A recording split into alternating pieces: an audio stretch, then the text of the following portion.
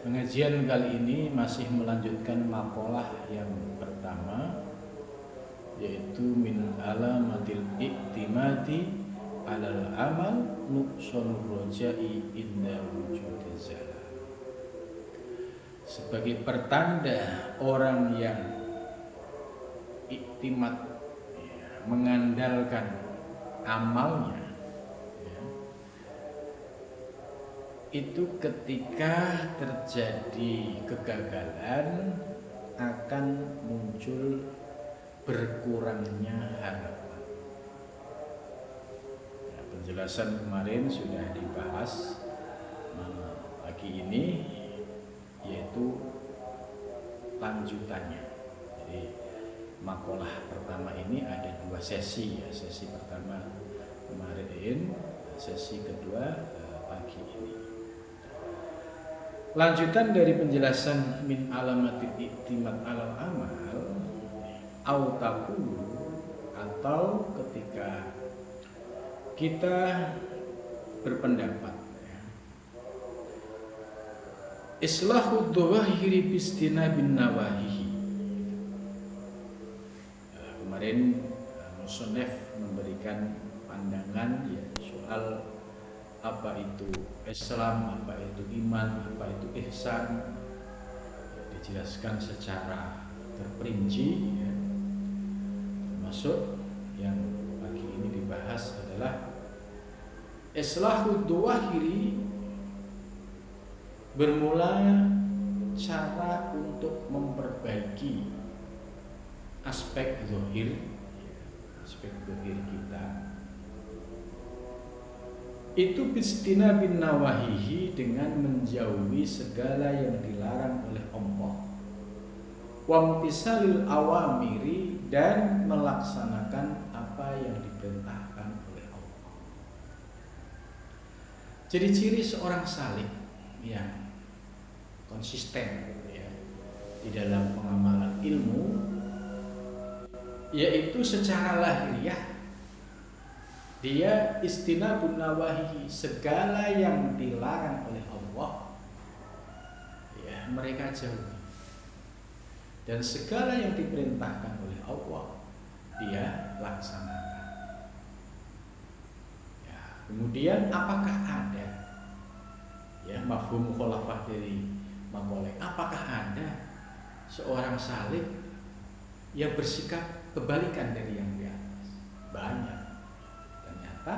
Ada juga ya orang yang ngaku salik ya, kemudian mengabaikan imtisalul awamiri, mengabaikan perintah Allah.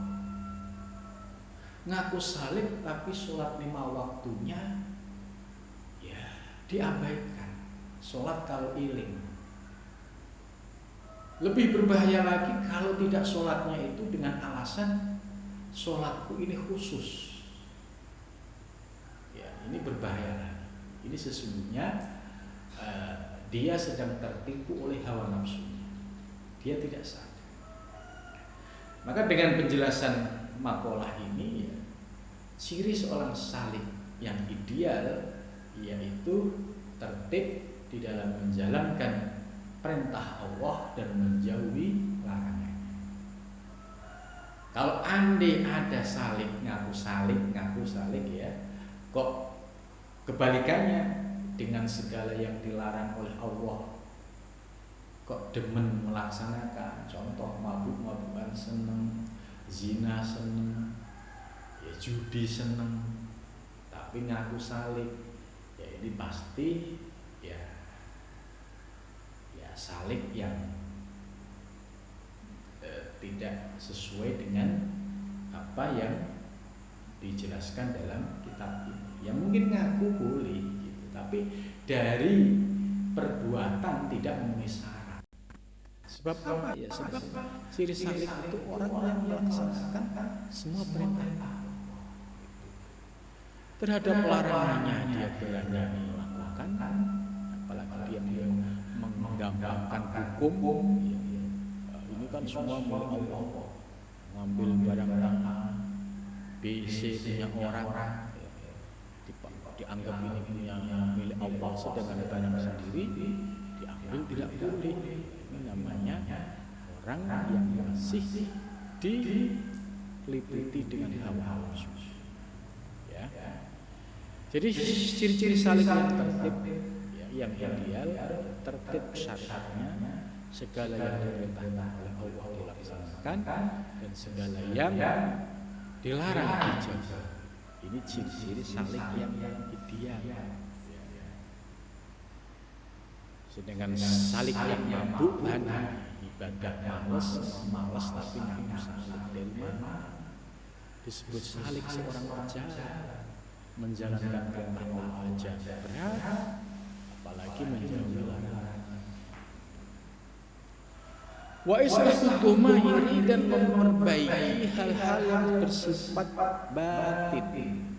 Jadi dohirnya diperbaiki dengan menjalankan yang diperintahkan Allah dan menjauhi yang dilarangnya. Yang kedua,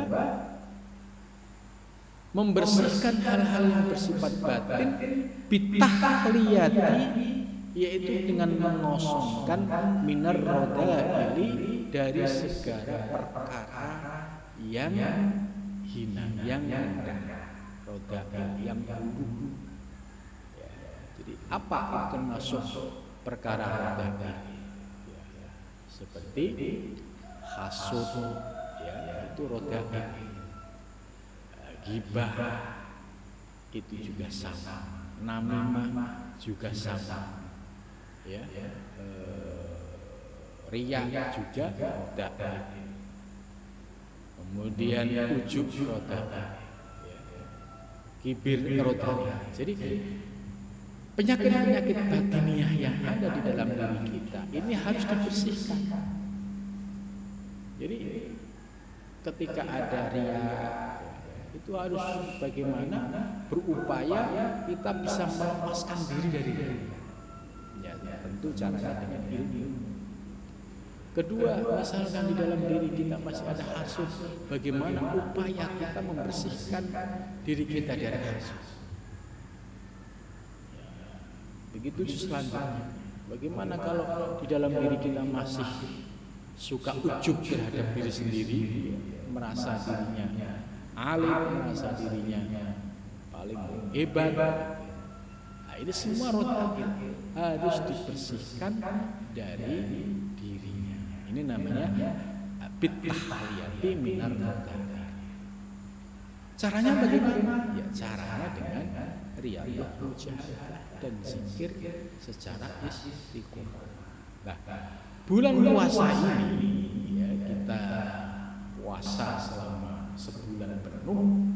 Ini juga dalam rangka untuk mengosongkan penyakit-penyakit yang buruk di dalam diri kita, yaitu penyakit yang sumbernya dari nafsu ammarah dan nafsu lawwamah.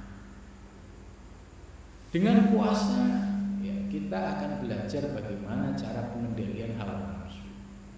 Dengan puasa, nafsu yang biasanya membara ketika puasa dia mulai redup. Dengan puasa, sebelum puasa biasanya mudah tersinggung, tapi ketika puasa perut dalam keadaan lapar bisa menjadi lebih sabar. Jadi puasa ini sebagai media, ya, untuk tahliyah minar rodail. Karena itu pasca puasa seorang salik juga tetap harus melaksanakan, ya, puasa Senin Kamis atau puasa Daud atau puasa yang sesuai dengan kemampuannya. Wa tahliyah bi anwa'il fadhil, dan juga mengosongkan wa tahliyah, tahali pakai hak, kalau yang depan di tahliyah mengosongkan. Wa tahliyah, dan mengisi bi anwa'il fadhil dengan segala yang sifatnya keutamaan atau fadilah. Ya, contoh zikir nafi isbat, ya, zikir ismudan, ya, kemudian melaksanakan qiyamul lail. Ini bagian dari wa tahliyah bi anwa'il fadhil. Jadi menurut mu'alif ya, bahwa cara untuk menyucikan batiniah yaitu dengan cara mengosongkan dari segala yang buruk dan juga dapat mengamalkan hal-hal yang sifatnya fadhailul amal. Kemudian yang ketiga, wa islaus sarair, bagaimana memperbaiki aspek rahasia ya. Wahyahuna al-arwah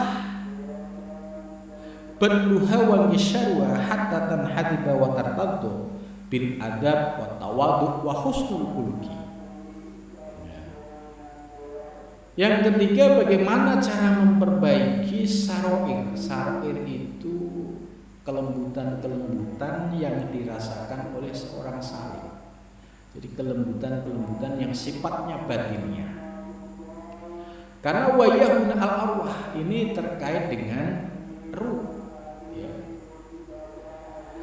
Karena itu apabila seorang salik ya, dia sudah bisa menundukkan hawa nafsunya ya, kemudian dia ya sudah melaksanakan ya segala upaya ya untuk meredam hawa nafsu, sehingga muncullah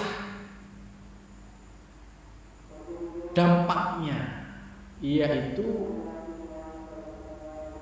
bisa muncul sifat-sifat yang terpuji ya, contoh ya, seperti memiliki adab yang lebih tinggi ya, dahulunya itu ya tidak memiliki adab ya, sekarang sudah muncul ya, adab yang dilakukan. Yang kedua, tawadhu, yang sebelumnya itu mudah ya mengakui kehebatan dirinya, sekarang sudah berubah ya, setelah paham ilmu hakikat, kemudian riyadhah mujahadah, muncullah sifat tawadhu, bahwa semuanya yang dimaksud kehebatan-kehebatan dalam diri itu ternyata milik Allah Subhanahu wa ta'ala. Akhirnya muncul sifat tawadhu. Wa husnul khulqi, dan muncul akhlak yang baik, yaitu akhlakul karimah. Wa'lam, dan ketahuilah ya, ini penjelasannya cukup luas sekali ya, dari satu maqalah, tapi penjelasannya cukup panjang dan cukup dalam sekali. Wa'lam annal kalam huna innama huwa fil a'mal allati tujibu tasfiyatal jawarih awil qulub awil arwah wa hiya ma taqaddama ta'yinuha likulli qismin wa amal ulum wal ma'arif fa innama hiya samratut tasfiyah wa tadhhir fa idza tatahharat bil asrar mal'at bil ulum wal ma'arif wal anwar wa la yasihul intiqal ila maqamin hatta yatahaqqaqa ma qablahu walau asraqat bidayatuhu asraqat nihayatuhu ya. Jadi ini kalimat lanjutan yang cukup memberikan pencerahan bagi para salih. Wa'lam, ketahuilah annal kalamahuna, bahwa ya pembicaraan ya, dalam bab ini, yaitu maqalah yang pertama, innama huwa fil a'mal allati tujibu. Jadi yang dimaksud dengan amal-amal ya, terkait dalam pembahasan ini, yaitu amal yang dapat memberikan efek tasfiyatul jawarih, yaitu kebersihan anggota tubuh. Jadi maksudnya aspek dohirnya itu tertata. Dari sisi syariatnya, seorang salik itu tertib menjaga aspek syariatnya. Jadi lahiriahnya dia tertib syariatnya, menjauhi segala yang dilarang oleh Allah dan melaksanakan apa yang diperintahkan oleh Allah. Ini ciri-ciri seorang salik salik yang sudah memperoleh tasfiyatul jawarih. Maka di sini bisa menjadi ya indikator. Ya, kalau ngaku seorang salik yang ngajinya itu tertib, ya pasti dia disiplin di dalam syariatnya. Tapi kalau ya nggak punya latar belakang ilmu-ilmu syariat, kemudian ngaji ilmu hakikat, itu pasti dampaknya tadi seperti yang dijelaskan, ngaku ahli hakikat kemudian meninggalkan syariat, ngaku salik tapi tidak pernah beribadah kepada Allah. Nah ini kan selalu muncul ya sifat-sifat yang sebenarnya itu jauh dari tuntunan yang dicontohkan oleh Nabi besar Muhammad Sallallahu Alaihi Wasallam. Awil qulub, ya setelah jawarihnya bagus, ya tertib sholatnya, tertib ibadahnya, tertib menjauhi larangan Allah, tertib menjalankan perintah Allah, ya. Dan ibadahnya juga meliputi aspek lahir dan batin. Awil qulub, dan hatinya juga sudah meraih kebeningan. Hatinya sudah dibuat ya, zikir secara istiqomah sehingga ma fi qalbi siwallah. Hatinya sudah memiliki rasa kerinduan kepada Allah Subhanahu wa taala. Awil arwah, ya, dan ruhnya ya senantiasa ya selalu ta'alluq dan mengingat kepada Allah Subhanahu wa taala. Lah, sedangkan wa amal ulum, sedangkan ilmu-ilmu yang diperoleh oleh para salik, ya, baik ilmu yang diperoleh melalui ngaji dengan guru maupun ilmu yang diperoleh melalui laduni. Jadi seorang salik itu punya dua sumber ilmu. Sumber ilmu yang pertama yaitu ngaji, mendengarkan nasihat seorang guru. Ya, ini kalau dipahami menjadi sumber ilmu, sumber amal. Kemudian yang kedua, setelah ilmu dari guru ini dipahami kemudian diamalkan, akan memperoleh ilmu yang kedua. Ilmu yang kedua ini disebut ilmu laduni, ilmu yang sumbernya dari Allah Subhanahu wa taala. Lah, seorang salik ya itu akan memperoleh dua ilmu tadi. Ilmu yang disebut ikhtisabi, ya harus ngaji, harus paham. Kemudian yang kedua ilmu laduni, ilmu yang sumbernya dari Allah Subhanahu wa taala. Tiba-tiba menghadapi permasalahan itu ya ada pencerahan, ya ujuk-ujuk paham, ujuk-ujuk mengerti, ujuk-ujuk memperoleh solusi. Nah, ini namanya ulum wal ma'arif robbaniyah. Ya. Ilmu dan ma'arif robbaniyah ini bisa diperoleh oleh seorang salik apabila seorang salik ini sudah memperoleh kebersihan, tasfiyah wa tathhir. Ya, hatinya sudah jernih, bening, tidak ada di dalam hatinya selain Allah. Kemudian tathhir nafsunya, ya sudah berhasil menundukkan nafsu yang tercela, yang madmumah, yaitu ammarah dan lawamah. Maka muncullah ilmu-ilmu dan ma'arif robbaniyah. Wa idza tatuharat ashqar, ketika aspek rahasianya itu suci, ya. Jadi aspek ibarat ini gelas. Kalau gelasnya itu yang awalnya ya, gelas ini kotor, ya ditambah lagi gelasnya ini ya buat ngaduk cat misalnya. Ini kan ibarat orang yang hidup di dunia ya dia tidak pernah ibadah, maksiat terus, itu ibarat gelas yang dibuat ngaduk cat dan catnya warna-warni. Sehingga gelas ini ya kalau diisi air ya tidak kelihatan isinya sebab tertutupi oleh warna-warni cat yang selama ini digunakan. Ini ibaratnya jiwa seorang saleh yang selama ini ahli maksiat, yang selama ini jauh dari Allah, yang selama ini pendosa, ya, sehingga hatinya itu penuh warna-warni, terhijab. Kemudian punya kesadaran, bertaubat, ya, mencari guru, ya, untuk mendapatkan bimbingan. Kemudian diberikan kaifiat zikir, diberikan kaifiat riyadhah. Dengan kesungguhannya seorang murid tadi yang awalnya pendosa, lambat laun gelas yang kotor tadi karena dibersihkan setiap hari, lambat laun gelasnya ini semakin bersih, semakin bersih, semakin bersih.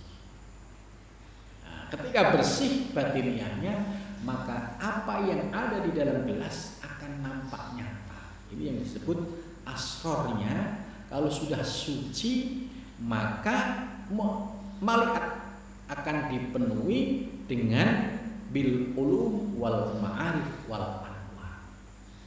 Maka akan memperoleh ilmu-ilmu yang laduniyah, ma'arif robbaniyah, dan anwar ilahiyah. Jadi teorinya seperti itu. Maka kenapa kita perlu zikir? Kenapa perlu riyadhah? Ya dalam rangka tadi untuk bersihin gelas yang sudah kotor, ya, dengan berbagai macam warna-warni yang selama ini digunakan untuk maksiat kepada Allah Subhanahu wa ta'ala. Nah, kalau gelasnya bersih, jernih, maka muncul ilmu-ilmu laduni, ma'arif robbaniyah, dan anwar ilahiyah. Fala yantaqilu ila amalit thariqah, maka tidak pindah, wala yasikul intiqal, dan tidak sah dia pindah ila makomin, kepada satu makom, hatta yatahaqqaqa ma qabla. Jadi seorang saleh ini jangan buru-buru, ya. Buru-buru itu begini, dikasih kaifiat seorang guru, kemudian setelah dikasih kaifiat, ya, rasanya masih kurang, sehingga dia minta lagi ke guru, gitu. Jadi padahal kaifiat ini belum memiliki efek, ya, terhadap dirinya. Artinya sebuah kaifiat itu pasti ada efeknya, yaitu efek kebersihannya itu ada. Ya, karena keburu nafsu, pengen cepet-cepet, pengen minta amalan yang lebih lagi, yang lebih lagi. Lah ini oleh mu'alif dijelaskan, jangan buru-buru, jangan pindah dari satu amalan ke amalan lain sebelum tahqiq dulu pada apa yang menjadi tugasnya. Jadi kalau dia sudah tahqiq dengan zikirnya, dengan riyadhahnya, ya, seorang guru itu pasti nanti akan menambah sesuai dengan porsinya. Nah, jangan pakai nafsu. Kalau pakai nafsu, ini belum selesai sudah minta lagi, ini belum selesai minta lagi. Karena mintanya dengan nafsu, maka ketemunya nafsu, gitu. Tapi kalau seorang guru memberikan amalan, ya itu ya pasti dengan kejernihan hati, ya, melihat kondisi seorang murid, kira-kira ini pas enggak kalau diberikan amalan ini, gitu. Maka mu'alif memberikan penjelasan, jangan sampai seorang saleh itu pindah pada satu makom sebelum dia tahqiq pada makom sebelumnya. Artinya dia tidak akan minta zikir sebelum dia tahqiq dengan zikir itu, sudah merasakan buah dari zikir itu. Faman asraqat bidayatu asraqat nihayatu. Nah, ini ya belum hikam yang di bagian lain. Barang siapa seorang murid ya di awal perjalanannya itu nampak cemerlang, ya cemerlang itu ya dikasih kefiat apapun ya dilaksanakan dengan baik dan istiqomah, tertib syariatnya, ya tertib dalam menjauhi segala yang dilarang, tertib menjalankan apa yang diperintahkan. Nah, ini berarti dia asraqat bidayatuh. Permulaan perjalanannya dia memperoleh cahaya yang terang benderang. Artinya diberikan kemudahan mengamalkan apa yang diberikan oleh seorang guru. Nah, kalau di awalnya dia memperoleh anugerah kemudahan-kemudahan itu, asraqat nihayatuh, ciri-cirinya dia akan memperoleh cahaya atau akan memperoleh pencerahan, yaitu nihayatuh, puncak dari perjalanannya. Jadi barang siapa di awal perjalanannya itu dia nampak cemerlang, maka akhir dari perjalanannya juga akan memperoleh kecemerlangan. Mafhum mukhalafahnya dengan kata lain kebalikannya, barang siapa di awal perjalanannya itu ya bulat, artinya tidak memperoleh cahaya ilahiyah, maka di akhir perjalanannya juga tidak menemukan cahaya ilahiyah. Fala yantaqilu ila amali thariqah hatta yatahaqqaqa amal syariah. Ini penekanan yang cukup bagus sekali. Jangan sekali-sekali seorang murid pindah ke amal thariqah, ya kepada amal thariqah hatta yatahaqqaqa amal syariah, sebelum murid ini tahqiq dengan amal syariah. Maksudnya ya 5 waktunya tertib dulu, ditambah sunnah-sunnah rawatib ya, dan sunnah-sunnah yang lainnya, ditambah zikirnya, ini dituntaskan dulu. Jangan kemudian minta porsi yang belum porsinya. Jadi harus hatta yatahaqqaqa amal syariah, sampai dia ini benar-benar tahqiq di dalam menjalankan amal syariah.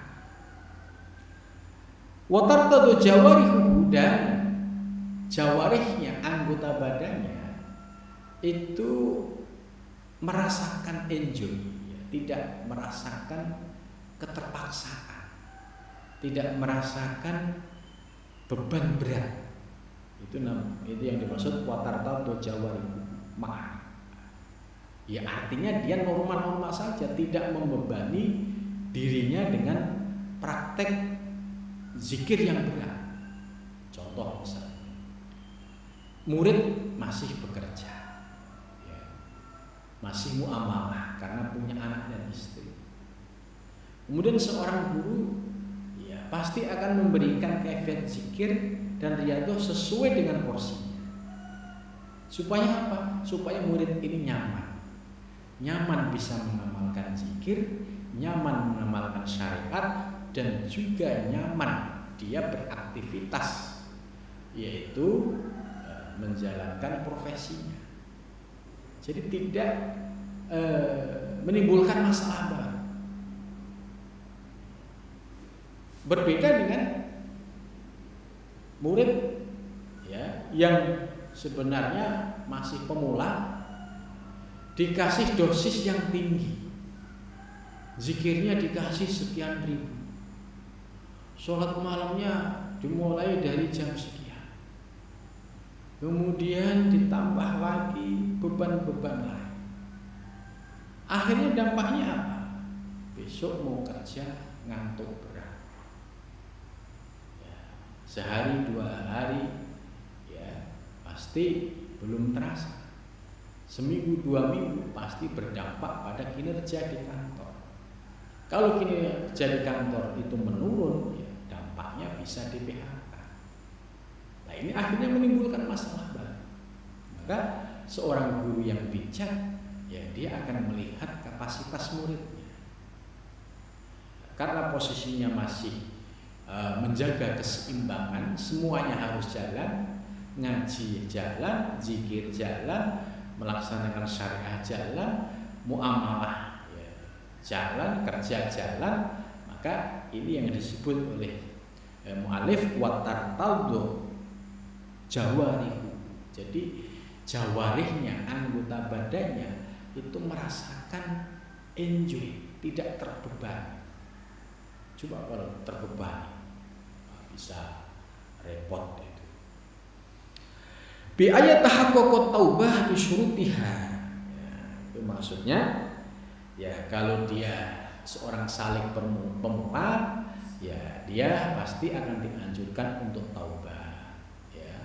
Dengan taubat ini supaya dia tidak balik lagi ke masa lalu.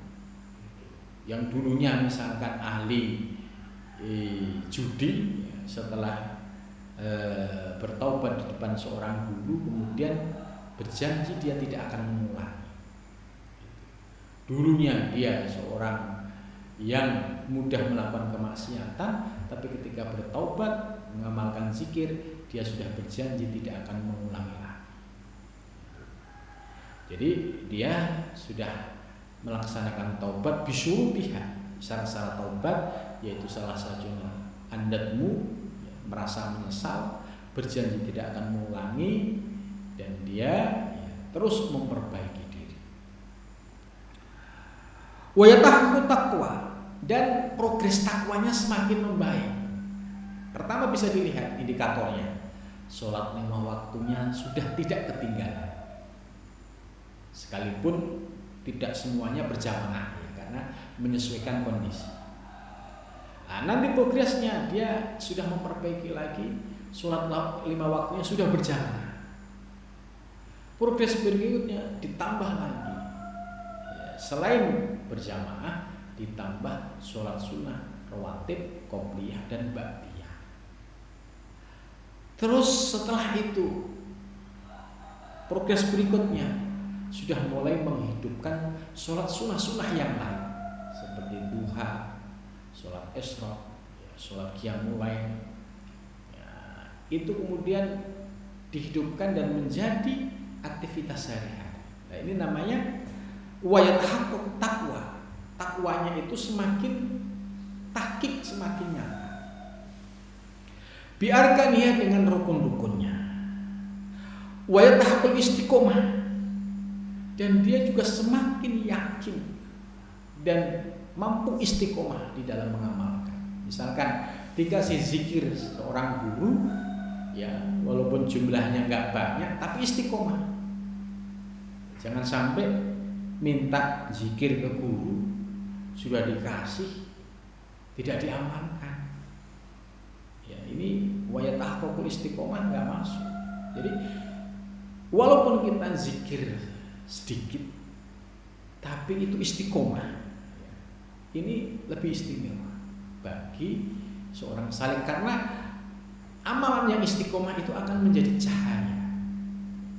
cahaya penerang bagi seorang salik. Sebaliknya kalau tidak istiqomah, ya ibarat lampu, ya sudah mulai redup, tidak dihidupkan lagi, semakin berkurang, akhirnya mati. Tapi kalau orang yang istiqomah, walaupun lampunya kecil, tapi istiqomah, dihidupkan setiap hari, zikirnya dilakukan setiap hari, lama-lama lampu yang awalnya kecil kemudian berproses terus, akhirnya menjadi cahayanya menjadi terang benderang. Wahya mutaba'atur rasul, dan semua itu bagi seorang salik dalam menjalankan taubat, ketakwaan, istiqomah itu harus mengikuti Rasulullah Shallallahu Alaihi Wasallam fi aqwalihi, dalam ucapannya, wa af'alihi perbuatannya, wa ahwalihi. Wa ahwalihi itu kondisi spiritual atau kondisi batinnya Nabi. Artinya ya kita mengikuti jejak-jejak Nabi dalam bersabar ya menghadapi orang yang tidak senang dengan kita, tapi kita juga bisa belajar kepada Nabi bagaimana gigihnya di dalam perjuangan itu. Fa itu tercekat dohir apabila yang dohir itu dapat dipersucikan ya. Jadi dohirnya itu sudah mulai nampak cemerlang, tertib sholatnya ya kan, baik yang fardu maupun yang sunnah. Watani warobi syariah dan dicahayai dengan syariah yang benar. Intakola maka akan pindah min amali syariah ad-dohiroh dari amal syariat yang dohir ila amal thoriqatil batiniyah kepada amalan thoriqoh yang sifatnya batiniyah. Jadi tahapannya jelas.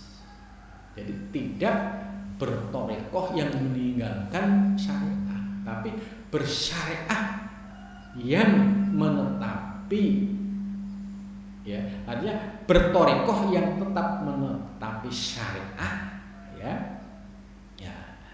Sehingga dengan demikian ya syariah dan thoriqoh kita ini memperoleh kesesuaian, yaitu terintegrasi dengan baik antara wilayah syariat yang dohir dan wilayah thoriqoh yang bersifat batiniyah. Wahia taswiyah min ausofil basariyah, yaitu memperoleh kebersihan dari ya sifat-sifat kemakhlukan yang sifatnya itu ya rodail tadi sudah dijelaskan. Fa idza tatahharu min ausofil basariyah, dan ketika dia sudah bisa suci dari sifat-sifat kemanusiaan ya, yang buruk itu, maka dia akan merasakan dengan sifat-sifat rohaninya. Wahya al-adabu ma'allah, muncullah adab terhadap Allah Subhanahu wa ta'ala fi tajalliyatihi, dalam tajallinya, allati hiya madhahiruhu, di mana tajallinya Allah itu sebagai kenyataannya. Fahina idin tartahul jawarih minat ta'af. Nah, maka ketika itu ya seluruh anggota badan itu merasakan ya kenyamanan jauh dari rasa lelah. Wa ma bagiya illa husnul adab, dan tidak ada yang tersisa kecuali husnul adab, yaitu memiliki adab yang tinggi. Kemudian waqala ba'dul arifin, dan berkata siapa ba'dul arifin, sebagian ba'dul muhaqqiqin, sebagian ulama hakikat, man balagha ila haqiqatil Islam. Ini kalimat ini ya bisa dijadikan sebagai prinsip ya. Man balagha ila haqiqatil Islam, barang siapa telah sampai pada hakikat Islam. Ini kan ada Islam, iman, ihsan. Nah, yang pertama Islam dulu. Barang siapa yang telah mencapai hakikat Islam, lam yaqdir ayyaftar alal amal, maka dia tidak akan mampu berhenti dari amal. Jadi maksudnya gini, kalau orang punya kesadaran memahami hakikat Islam, itu dia tidak akan pernah berhenti dari beramal. Ya, contohnya waktunya sholat, ya dia datang ke masjid, kalau dekat masjid, ya artinya tidak pernah menyia-nyiakan apa yang telah diperintahkan oleh Allah Subhanahu wa ta'ala. Jadi untuk berhenti tidak bisa. Ini kalau sudah mengenal tentang hakikat Islam.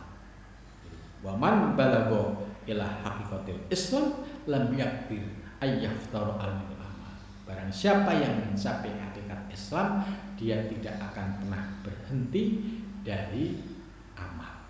Yang kedua, wa man balagha ila haqiqatil iman, dan barang siapa yang sampai pada hakikat iman ya. Yang kedua, kan tadi Islam sudah iman. lam yaktir ayyal tafita ilal amal biswallah, maka dia tidak akan bisa berpaling beramal kepada selain Allah. Jadi kalau orang yang mencapai pada hakikat iman nih, dia tidak akan mampu ya berpaling dari beramal kepada selain Allah. Artinya dia amalnya adalah semata-mata karena Allah. Dia ya sudah jauh dari riya, sudah jauh dari ujub, sudah jauh dari takabur. Ini kalau mencapai pada hakikat iman. Jadi hakikat iman, apabila dia mencapai hakikat iman, maka dia tidak akan mampu, ya, tidak akan mampu berhenti melakukan amal ya kepada selain Allah. Artinya amalnya semata-mata karena Allah. Terus yang ketiga, waman balagha ila haqiqatil ihsan. Barang siapa yang telah mencapai hakikat ihsan, ini yang ketiga, lam yaktir ayyal tafita ila ahadin siwa. Lalu yang ketiga, barang siapa yang telah mencapai hakikat ihsan, dia tidak akan mampu berpaling kepada seseorang jua pun selain Allah. Jadi artinya pandangannya itu sudah pandangan ilahiyah kalau dia telah mencapai hakikat ihsan.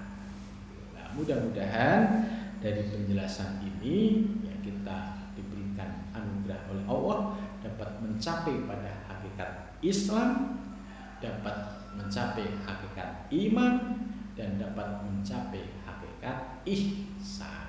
Inilah ya aktualisasi atau praktek nyata ilmu tasawuf yang terintegrasi dengan baik antara syariat, hakikat, thariqah, dan ma'rifah. Mudah-mudahan senantiasa kita mendapatkan bimbingan dari Allah Subhanahu wa taala. Cukup sampai di sini. Wa huwal muwaffiq. Assalamualaikum warahmatullahi wabarakatuh.